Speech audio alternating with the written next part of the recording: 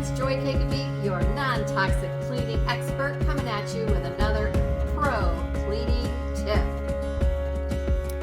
Rings in the toilet bowl. It sure does happen, doesn't it? So start by lowering the water level in your toilet. I'm just using my toilet brush to kind of act as a plunger.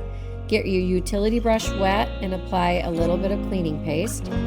This is going to come off super fast and easy for me, but I do it like once a month. So if you have a lot of buildup, you might have to scrub just a little bit harder. But I love this duo also for cleaning my grout in my bathroom shower and cleaning tiles. It just works beautifully.